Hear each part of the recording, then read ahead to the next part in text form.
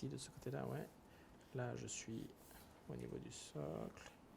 Pour nous, le projet Chapelle Internationale propose un urbanisme négocié à un niveau inédit, où le niveau de densité qui est demandé, qui est d'un COS d'environ 6, floute totalement la limite entre la discipline urbanistique et architecturale. L'urbain s'invite à l'intérieur des logements en travaillant très simplement au niveau des quinconces, un système qui permet d'éviter les vis-à-vis et de faire rentrer l'horizon très en profondeur à l'intérieur des logements. Et l'architecture s'invite sur l'espace public.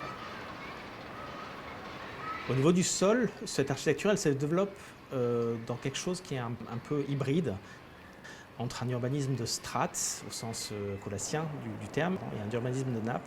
La question particulière, c'est que les rez-de-chaussée et R+1 sont confiés non pas au promoteur qui va les vendre derrière, mais à un bailleur public qui va assurer les services en activité et la continuité de l'espace public à l'intérieur du bâtiment.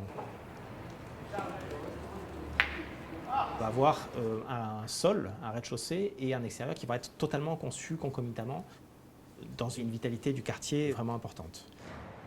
Sophie ?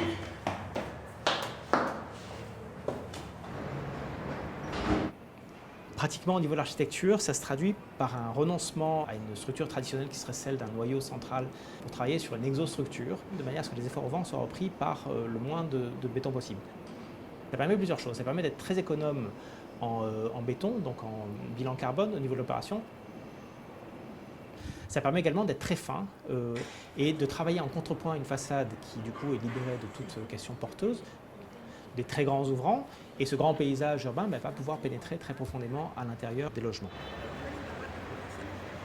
La deuxième chose que ça va permettre, c'est la liberté du plan, qu'on peut imaginer reconfigurer vraiment substantiellement dans le temps long, puisqu'il y a très peu de porteurs à l'intérieur. On est dans une résilience urbaine qui fait tout à fait écho à la résilience très connue du tissu urbain parisien, et qui inscrit ce projet-là à la continuité d'un urbanisme parisien tel qu'on le connaît, tel qu'on l'apprécie.